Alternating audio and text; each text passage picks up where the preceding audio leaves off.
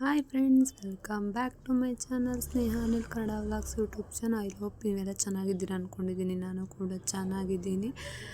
ಇದುವರೆಗೂ ನನ್ನ ಚಾನಲ್ನ ಯಾರ್ಯಾರು ನೋಡ್ತಾ ಇದ್ದರೆ ಸಬ್ಸ್ಕ್ರೈಬ್ ಮಾಡ್ಕೊಂಡು ಸಬ್ಸ್ಕ್ರೈಬ್ ಮಾಡಿ, ಲೈಕ್ ಮಾಡಿ, ಶೇರ್ ಮಾಡಿ, ಹಾಗೆ ಕಮೆಂಟ್ ಮಾಡಿ. ಇವತ್ತು ನಾನು ಬೆಳಗ್ಗೆನೇ ಮಾರ್ನಿಂಗ್ಗೆ ವೀಡಿಯೋ ಸ್ಟಾರ್ಟ್ ಮಾಡಿದ್ದೀನಿ. ಸೊ ಇವತ್ತು ಒಂದು 8 o'clock ಆಗಿತ್ತು, 8:30 ಏನೋ. ಸೊ ಆವಾಗ ನಮ್ಮ ಮೂಗ ಅಂತ ಓದ್ ವೀಡಿಯೋಸ್ ನೋಡಿದರೆ ಗೊತ್ತಾಗುತ್ತೆ. ಸೊ ನಮ್ಮ ಚಿಕ್ಕತ್ತೆ ಮಗ ಇವನು ದೊಡ್ಡವನು.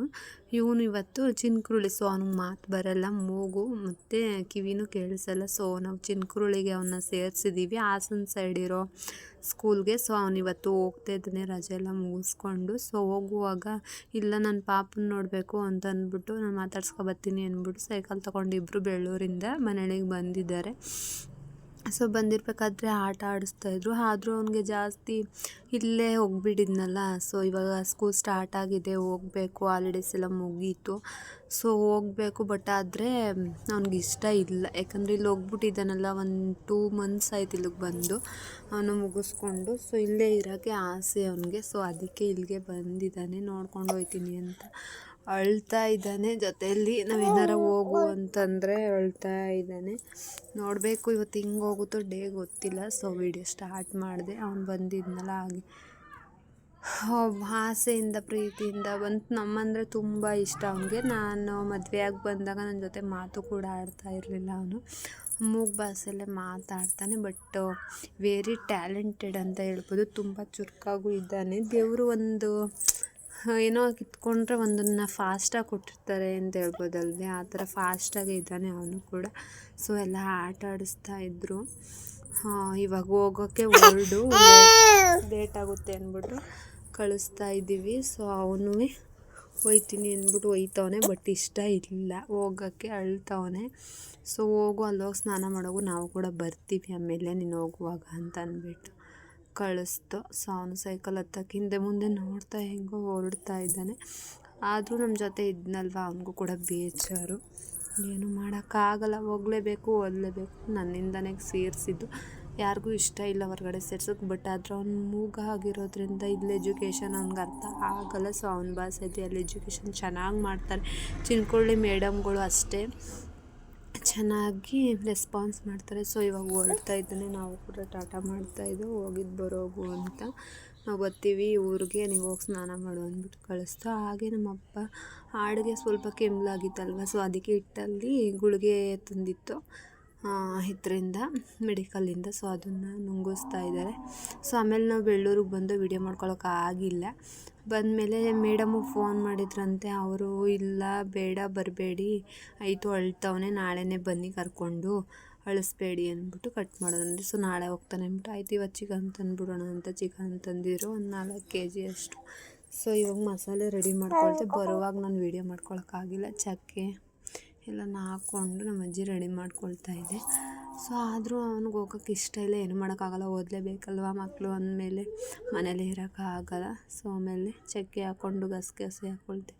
ಚಿಕನ್ ಸಾರು ಮತ್ತು ಮೊಟ್ಟೆ ಕೋಳಿಯಲ್ಲಿ ಮೊಟ್ಟೆ ಗುದಿ ಅವೆಲ್ಲ ಬರುತ್ತೆ ಗೊತ್ತಾ, ನೀವು ನೋಡಿರ್ತೀರ ಮೊಟ್ಟೆ ಕೋಳಿ ತಿನ್ನೋರು. ಸೊ ಅದು ಫ್ರೈ ಎರಡೂ ತೋರಿಸ್ತೀನಿ. ತುಂಬ ಟೇಸ್ಟಿಯಾಗಿ ಸೂಪರಾಗಿ ಆಗುತ್ತೆ, ನೀವೇ ನೋಡಿ. ಹಾಗೆ ಚಕ್ಕೆ, ಗಸಗಸೆ, ಈರುಳ್ಳಿ, ಬೆಳ್ಳುಳ್ಳಿ, ಶುಂಠಿ, ಕೊತ್ತಂಬರಿ ಸೊಪ್ಪು ಮತ್ತು ಪುದೀನ ಸೊಪ್ಪು ಎಲ್ಲನ ಹಾಕ್ಕೊಂಡು ರುಬ್ಕೊಳ್ತಾ ಇದ್ದಾರೆ. ನೀವೇ ನೋಡ್ಬೋದು. ರುಬ್ಕೊಂಡು ಅದನ್ನು ಫುಲ್ಲು ಸಾಫ್ಟ್ ಆಗುವಂಗೆ ರುಬ್ಕೊಳ್ಬೇಕು. ಇದು ಚೆನ್ನಾಗಿ ರುಬ್ಕೊಂಡಾದಮೇಲೆ ಕೊಂತು. ಸೊ ಇವಾಗ ಕಾಯಿ ಮತ್ತು ಹುರ್ಗಡ್ಲೆ ಎರಡನ್ನೂ ಕೂಡ ರುಬ್ಕೊಳ್ತಾ ಇದೆ ನೋಡಿ. ಇವಾಗ ಹುಡಿನೂ ಹಾಕ್ಕೊಂಡು ರುಬ್ಕೊಂಡಿತ್ತು. ಸೊ ಅಷ್ಟರಲ್ಲಿ ನನ್ನ ಮಗನ ಊಟ ತಿನ್ನಿಸೋಣ ಅಂತ ಹೋಗಿದ್ದೆ. ನಮ್ಮ ಅಜ್ಜಿನೇ ಅಡುಗೆ ಮಾಡ್ತಾಯಿತ್ತು. ಸ್ವಲ್ಪ ಎಣ್ಣೆ ಬಿಟ್ಟು ಕಾಯಿ ಆದಮೇಲೆ ಸೊಪ್ಪನ್ನ ಮೊದಲು ತೋರಿಸಿದೆ. ನಾಟಿ ಕೋಳಿ ಸಾರು ಯಾವ ರೀತಿ ಮಾಡ್ತೀನಿ ಆಲ್ಮೋಸ್ಟ್ ಅದೇ ರೀತಿ ನಾವು ಇದನ್ನು ಕೂಡ ಮಾಡೋದು. ಸೊ ಇವಾಗ ಚಿಕನ್ ಹಾಕಿ ಬೇಯಿಸ್ಕೊಂಡಿದ್ದೆ ಉಪ್ಪು ಹಾಕಿ.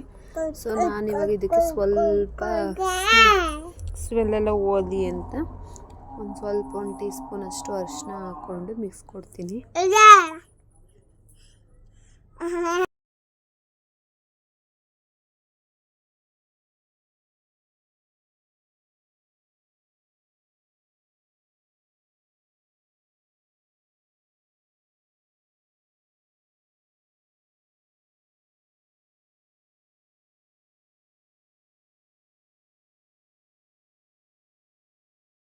ಸೊ ಅದ್ರಲ್ಲಿ ಇವಾಗ ಬೇಯ್ತಾ ಇದೆ. ನಾನಿವಾಗ ಅದೇನೋ ಹೇಳಿದ್ನಲ್ಲ ಮೊಟ್ಟೆಗುದ್ದಿ ಫ್ರೈಗೆ ಮಸಾಲೆ ಎತ್ಕೊಂಡು ಮಡಿಕೊಂಡಿತ್ತು, ಅದರಲ್ಲೇ ಸ್ವಲ್ಪನ ಇವಾಗ ಎಣ್ಣೆ ಹಾಕ್ಕೊಂಡು ಈರುಳ್ಳಿ ಫ್ರೈ ಮಾಡ್ಕೊಂಡಾಯ್ತಲೆ ಮಸಾಲಾನ ಆ್ಯಡ್ ಮಾಡಿಕೊಂಡು ಚೆನ್ನಾಗಿ ಫ್ರೈ ಮಾಡ್ಕೊಳ್ಬೇಕು. ಸ್ವಲ್ಪ ನೀರು ಹಾಕ್ಕೊಳ್ಬೇಕು ಜೊತೆಗೆ, ಏಕೆಂದರೆ ಮಸಾಲ ತಳ ಹಿಡಿಯೋ ಸಾಧ್ಯತೆ ಇರುತ್ತಲ್ವ. ಸೊ ಅದಕ್ಕೆ ಏನು ಮಾಡಬೇಕು, ಸ್ವಲ್ಪ ನೀರು ಹಾಕ್ಕೊಂಡು ಹಸಿ ಸ್ಮೆಲ್ಲೆಲ್ಲ ಹೋಗೋ ರೀತಿ ಚೆನ್ನಾಗಿ ಬೇಯಿಸ್ಕೊಳ್ಬೇಕು. ನೀವು ನೋಡ್ತಾ ಇದ್ದೀರಾ, ನಮ್ಮ ಅಜ್ಜಿ ಸುಮಾರು ದಿನ ಆಗಿತ್ತು ಇವತ್ತು ಮಾಡಿಕೊಡ್ತೀನಿ ಅಂತ ಅಂದ್ಬಿಟ್ಟು ಮಾಡ್ತಾಯಿದ್ದಾರೆ. ನನಗಂತೂ ಫಸ್ಟೇ ಬಾಯಲ್ಲಿ ನೀರು ಬರ್ತಾಯಿದೆ. ನೀವು ಕೂಡ ಟ್ರೈ ಮಾಡಿ, ಮತ್ತು ಸಖತ್ತಾಗಿರುತ್ತೆ ಟೇಸ್ಟು. ಟ್ರೈ ಮಾಡಿ ಕಮೆಂಟ್ ಮಾಡಿ ಹೇಗೆ ಬಂತು ಅಂತ. ಸೊ ಇವಾಗ ಅದು ಮಸಾಲೆ ಎಲ್ಲ ಚೆನ್ನಾಗಿ ಬೇಯ್ತಾ ಇದೆ. ನಮ್ಮಮ್ಮ ಕುಡ್ಡು ಮೂಗು ತಗೊಂಡಿದ್ದೆ, ಯಾಕಂದರೆ ಕೆರಿಬೇಕಲ್ವ ಅಂಡಿಟ್ಕೊಳ್ಬಿಡುತ್ತೆ ಅಂದ್ಬಿಟ್ಟು ಕುಡ್ಡು ಮೂಗು ತಗೊಂಡು ಮಾಡ್ತಾಯಿದ್ದಾರೆ. ಮಾತ್ರ ವೆರಿ ಟೇಸ್ಟಿ ರೆಸಿಪಿ ಅಂತಲೇ ಹೇಳ್ಬೋದು. ಮೊಟ್ಟೆಗುದಿ ಸಣ್ಣ ಕಳ್ಳು, ಆಮೇಲೆ ಮೊಟ್ಟೆ ಬರುತ್ತಲ್ಲ, ಸಣ್ಣ ಮೊಟ್ಟೆ ಇರುತ್ತಲ್ಲ ಕೋಳಿ ಒಳಗೆ, ಅದನ್ನ ಹಾಕಿ ಇದನ್ನು ಮಾಡೋದು. ನಮ್ಮಮ್ಮ ಮೊದಲೇ ಸ್ವಲ್ಪ ಸಣ್ಣಕ್ಕೆಲ್ಲ ಕೂದಿ ಹಚ್ಚಿ ಮಡಿಕೊಂಡಿದ್ದಾರೆ. ಹಾಗೆ ಈ ಕಡೆ ಚಿಕನ್ ಬೇಯ್ತಾ ಇದಲ್ವ, ಅದನ್ನ ಮಿಕ್ಸ್ ಕೊಡ್ತಾ ಇದೆ, ಯಾವ ರೀತಿ ಆಗೈತೆ ಅಂತ. ಸೊ ಅದನ್ನು ಮಿಕ್ಸ್ ಕೊಡ್ತಾ ಇದ್ದೀನಿ, ತಳ ಹಿಡಿದ್ಬಿಡುತ್ತೆ ಅಂತ. ಸೊ ಅದಕ್ಕೆ ಅದನ್ನು ಚೆನ್ನಾಗಿ ಬೇಯಬೇಕು. ಅದು ನೀರು ಬಿಟ್ಕೊಂಡಾಯ್ತಲ್ಲ ಚಿಕನ್, ಅದೆಲ್ಲ ಚೆನ್ನಾಗಿ ಫ್ರೈ ಆಗಿ, ನಾವಂತೂ ಇವಾಗ ಫ್ರೈ ಮಾಡ್ತೀವಲ್ಲ ಅದು ಸ್ವಲ್ಪ ಚೆನ್ನಾಗಿ ಬೇಯಿಸಾದ್ಮೇಲೆ ತಿನ್ಕೊಳ್ತೀವಿ. ನಮಗಂತೂ ಫೇವ್ರೆಟ್ ಅದು. ಸೊ ಇವಾಗ ಈ ಥರ ಬೇಯ್ತಾ ಇದೆ. ಅದು ಬೆಂದಾದ್ಮೇಲೆ ನಾವು ಕಾಯಿ ಸರ್ಕೊಂಡಿದ್ದ ಸ್ವಲ್ಪ ಕಾಯಿನ ಆ್ಯಡ್ ಮಾಡ್ಕೊಳ್ತಾ ಇದ್ದೀವಿ. ಅದನ್ನು ತಳ ಹಿಡಿದು ಬಿಡುತ್ತಲ್ವ, ಸೊ ಅಲ್ಲೇ ಕೈ ಆಡಿಕೊಂಡು ಚೆನ್ನಾಗಿ ಮಿಕ್ಸ್ ಕೊಡಬೇಕು. ಸೊ ಇವಾಗ ಒಂದು ಮಿಕ್ಸ್ ಕೊಡ್ತಾ ಇದ್ದೀನಿ ಕಾಯಿ ಹಾಕೊಂಡಾದ್ಮೇಲೆ. ಅಂತ ನೀವೆಲ್ಲ ಟ್ರೈ ಮಾಡಿ, ಸಖತ್ತಾಗಿರುತ್ತೆ ರೆಸಿಪಿ ಅಂತ ಹೇಳ್ತೀನಿ. ಸೊ ಇವಾಗ ಸಣ್ಣ ಪೀಸಾಗೆಲ್ಲ ಕೊಯ್ಕೊಂಡಿದ್ನಲ್ಲ ಮೊಟ್ಟೆಗುದ್ದಿ ಮತ್ತು ಕೆಂಪು ಇದೆಲ್ಲನೂ ಕೂಡ ಕಳ್ಳಿರುತ್ತಲ್ಲ, ಅದು ಸ್ವಲ್ಪ ಎಲ್ಲ ಹಾಕ್ಕೊಂಡು ಚೆನ್ನಾಗಿ ಫ್ರೈ ಮಾಡ್ಕೊಳ್ಬೇಕು. ಹಾಗೆ ಸ್ವಲ್ಪ ನೀರು ಆ್ಯಡ್ ಮಾಡ್ಕೊಳ್ತಾ ಇದೆ. ತಳ ಹಿಡಿದ್ಬಿಡುತ್ತೆ ಮತ್ತು ಅದು ಚೆನ್ನಾಗಿ ಬೇಯಬೇಕಲ್ವ. ಸೊ ಅದಕ್ಕೆ ಏನು ಮಾಡ್ತಾ ಇರ್ತಾರೆ, ಸ್ವಲ್ಪ ನೀರು ಹಾಕ್ಕೊಳ್ತಾ ಇದ್ದಾರೆ.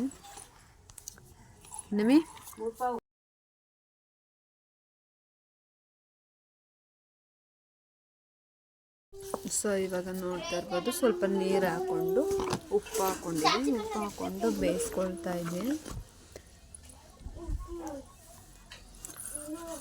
ಹೀಗೆ ಅಂದರೆ ಇದು ಮಸಾಲೆ ಎಲ್ಲ ಚೆನ್ನಾಗಿ ಬೆಂದು ಫುಲ್ಲು ಅದು ಡ್ರೈ ಥರ ಆಗಬೇಕು. ಆ ರೀತಿ ಆಗೋ ಗಂಟನ್ನು ಚೆನ್ನಾಗಿ ಬೇಯಿಸ್ಕೊಳ್ಬೇಕು. ಅದು ಹಂಗೆ ಬೇಯ್ತಾ ಇತ್ತು. ಈ ಕಡೆ ನಮ್ಮ ಯಜಮಾನ್ರು ಚಿಕನ್ ಹಾಕೋರೋ ತಿನ್ನೋಣ, ನಾವು ಹೇಳಿದ್ನಲ್ಲ ಆ ಥರ ಫ್ರೈ ಮಾಡಿಕೊಂಡೆ ಜಾಸ್ತಿ ತಿನ್ಕೊಳ್ತೀವಿ ನಾವು, ತುಂಬ ಟೇಸ್ಟಿಯಾಗಿರುತ್ತೆ. ಸೊ ಅದಾದಮೇಲೆ ಅದನ್ನು ತಿನ್ಕೊಂಡಾದ್ಮೇಲೆ ಕಾಯಿ ಇವ್ರುಗಳೆಲ್ಲ ಆಡಿಸ್ಕೊಂಡಿದ್ವಲ್ಲ, ಸೊ ಅದನ್ನು ಮಿಕ್ಸ್ ಮಾಡಿಕೊಂಡು ನೀರು ಎಷ್ಟು ಬೇಕಷ್ಟು ಹಾಕ್ಕೊಳ್ತಾ ಇದೆ ಅದಕ್ಕೆ. ಸೊ ಇಲ್ಲಿ ನೋಡ್ತಾ ಇರ್ಬೋದು, ಈ ರೀತಿ ಆಗಿದೆ. ಇನ್ನೂ ಡ್ರೈ ಥರ ಆಗೋಗಂಟ ಫ್ರೈ ಮಾಡ್ಕೊಳ್ಳಿ. ಮತ್ತು ಸೂಪರ್ ರೆಸಿಪಿ ಅಂತ ಹೇಳ್ಬೋದು. ನೀವು ಕೂಡ ಟ್ರೈ ಮಾಡಿ, ಹಾಗೆ ಕಮೆಂಟ್ ಮಾಡೋದು ಮಾತ್ರ ಮಿಸ್ ಮಾಡಬೇಡಿ. ಇದು ನಮ್ಮ ಅಜ್ಜಿ ಸ್ಪೆಷಲ್ ಅಂತಲೇ ಹೇಳ್ಬೋದು. ಚೆನ್ನಾಗಿ ಮಾಡ್ತಾರೆ, ಬಟ್ ಇನ್ನೂ ವೆರೈಟಿ ಅಡುಗೆ ಎಲ್ಲ ಮಾಡ್ತಾರೆ. ಹಾಗೆ ನೋಡೋಣ, ಯಾವಾಗಾರ ಫ್ರೀ ಆದಾಗ ಒಂದೊಂದು ಮಾಡಿಸಿ ಹಾಗೆ ನಿಮಗೂ ಕೂಡ ಹೆಲ್ಪ್ ಆಗುತ್ತೆ. ವಿಡಿಯೋ ಅಪ್ಲೋಡ್ ಮಾಡ್ತೀನಿ. ಸೊ ಅದಾದಮೇಲೆ ಅದನ್ನು ವಿಸಿಲ್ ಆಗೋಕ್ಕೆ ಮಡಗಿಬಿಟ್ಟು, ನಾನು ಈ ಕಡೆ ಮಾವಿನಕಾಯಿ ಅಡೆ ಹಾಕಿದ್ರು ಸಣ್ಣಾಗಲಿ ಅಂತ. ಸೊ ಅದನ್ನೊಂದು ಎತ್ಕೊಂಡು ತಿನ್ನೋಣ ಅಂತ ಬಂದೆ. ಸೊ ಅಷ್ಟೇ ನೋಡಿ, ಇದು ಹಣ್ಣಾಗಿತ್ತು, ಒಂದು ಸಿಕ್ತು. ಸೊ ಎತ್ಕೊಂಡಿದ್ದು ತುಂಬ ಟೇಸ್ಟಿ ಇತ್ತು. ಯಾಕಂದರೆ ನಾವೇ ಅಡೆ ಹಾಕಿದ್ವಿ, ಯಾವುದೇ ಔಷಧಿ ಆ ರೀತಿ ಏನೂ ಹಾಕಿಲ್ವಲ್ಲ, ಇದು ಮಾಡ್ತಿದ್ದೆ. ಹಾಗೆ ಮೇಲೆ ರಾಗಿ ಒಣ ಹಾಕಿದ್ದಾರೆ, ಅದನ್ನು ಕೈ ಆಡ್ತಾ ಇದ್ವಿ. ರಾಗಿ ಎಲ್ಲನೂ ಯಾಕಂದರೆ ಒಣಗಿದ್ದು ಮೇಲೆ ಒಣಗಿರುತ್ತಲ್ವ, ಸೊಂಡಲ್ಲಿ ಥರ ಇರುತ್ತೆ. ಸೊ ಅದನ್ನು ಇದು ಕೈ ಆಡ್ತಾಯಿದ್ರು. ಸೊ ಎಲ್ಲ ಕೂಡ ಕೈ ಆಡ್ತಾಯಿದ್ರು. ಹಾಗೆ ನನ್ನ ಮಗನ ಮೇಲೆ ಕೊಟ್ಬಿಟ್ಟು ಹೋಗೋಣ ಅಂತ ಹೋಗಿದೆ. ಸೊ ಇವಾಗ ಇದು ರೆಡಿ ಆಗಿದೆ, ನೀವೇ ನೋಡ್ಬೋದು. ಈ ಥರ ಟ್ರೈ ಆಗೋಗಂಟ ಚೆನ್ನಾಗಿ ಹೇಗೆ ಬಂತು ಅಂತ ಕಾಮೆಂಟ್ ಮಾಡಿ. ಮೇಲ್ಗಡೆ ರಾಗಿ ಒಣ ಹಾಕಿದ್ರಲ್ಲ, ಅಲ್ಲೆಲ್ಲ ಈ ಥರ ಆ್ಯಕ್ಟ್ ಮಾಡ್ತಾಯಿದ್ರು. ಸೊ ಆ ವಿಡಿಯೋ ಮಾಡಿಬಿಟ್ಟು ನನ್ನ ತಂದು ತೋರಿಸಿದ್ರು, ಅವನು ಕೂಡ ಅಪ್ಲೋಡ್ ಮಾಡಿದ್ದೀನಿ. ಇಲ್ಲಿಗೆ ಎಂಡ್ ಮಾಡ್ತಾಯಿದ್ದೀನಿ ವಿಡಿಯೋನ.